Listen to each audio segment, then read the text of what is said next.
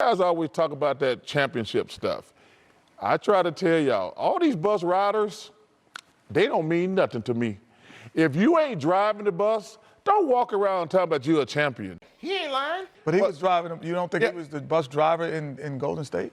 No, I do You not. don't think he was the best player on that team? No, I do not. Wow, I do. Well, you can say that, but I thought he was the best player. you don't join no 73-win team and talk about you. But he was the best player. No, he got MVP. He wasn't the best player. Iguodala wasn't the best player. He got MVP.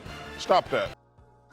Charles Barkley, for the better part of the last 20 years, has been the most entertaining as well as outspoken former NBA player as well as NBA analyst. And I'm not joking when I say this, he'll quite literally call out anyone from LeBron James to Luis Scola, and he'll no doubt speak his mind and tell the truth. And when it comes to current NBA players, one of Chuck's bigger rivals is indeed Kevin Durant, who's also very outspoken and very opinionated.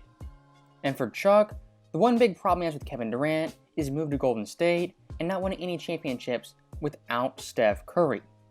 In the past few weeks as well as months, he's called KD a bus rider and has been emphatic that he's never won a championship as the guy and the best player. No disrespect, that's just a fact. And looking at those comments from Chuck, I would say most NBA fans in large part agree with him and back his statements. Now, of course, Kevin Durant, he's pushed back, taking numerous shots at Chuck via podcast as well as Twitter. And one comment that caught my eye was via KD's podcast on The Boardroom. He was responding to his critics as well as haters like Charles Barkley, saying, quote, "Y'all just be hating on a god. You think I'm a 6-year veteran in the league the way people talk about me. Like I didn't do blank before I got to Golden State. Go do your research. I've been this." So, very quickly, let's break this down in 3 parts and show why Kevin Durant is delusional and in denial about his basketball legacy. And the first thing I do want to break down is that last part where KD says, "Check my resume, I've been this even before Golden State."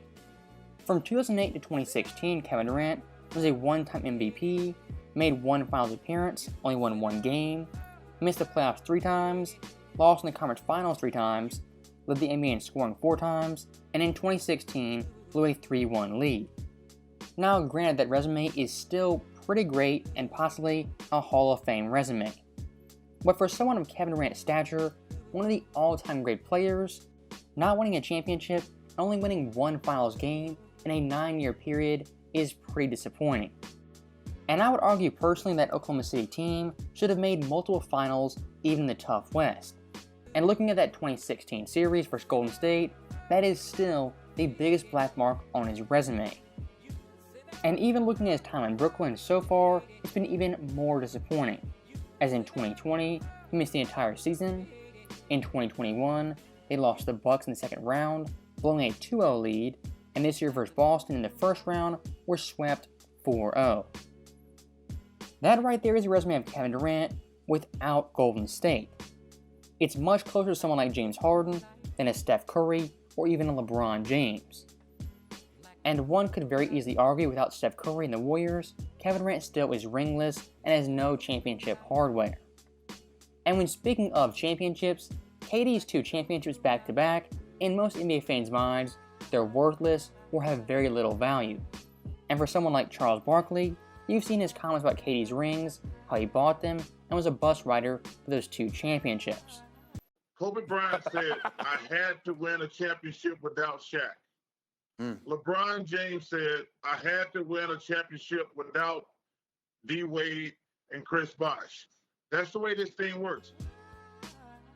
Now, looking at the second part of KD's quote, he says people are quote-unquote just hating. And at this point, he's 1000% right, as a sports media, social media, in general, is 10 times more hate and negativity than actual praise. And for me personally, when it comes to Kevin Durant going to Golden State, yes, in the moment it was bad and it was frustrating. But 5-6 years later, do I still really care about it? No, not really. Basketball was kind of ruined, but it was still pretty great to watch, and it wasn't as bad as people thought in the moment. And like I said, for this part of the quote, Kevin Durant is 100% right. But you know who's also right? Those same fans who say Kevin Durant, his legacy, won't be as great until he wins without Golden State and without Steph Curry. It's a simple fact and the harsh truth. Now, looking at the first part of the quote, this is the weirdest and most off-putting part, as Kevin Durant once again calls himself a god. That is blasphemous! That is blasphemous! Now, just talking to Kevin Durant, if he's watching this, please stop doing this. It's weird, it's off-putting, it's definitely very cringy. It's one thing for someone else to call you that, but for you yourself to say you're a god, I just don't even have any words to describe that, as once again it's weird, as well as off-putting. And moving past KD's quote, let's look at this year's playoffs in 2022. I think for every NBA fan, Kevin Durant was the biggest loser of this year's postseason, and Steph Curry was by far the biggest winner. And for these two guys, to have basically polar opposite postseasons was pretty fascinating as well as crazy to watch. As really since 2017 these two guys have been linked and very even on the all-time standings. But as of today, these two players are going in opposite directions, Steph trending upwards and Kevin Durant trending backwards.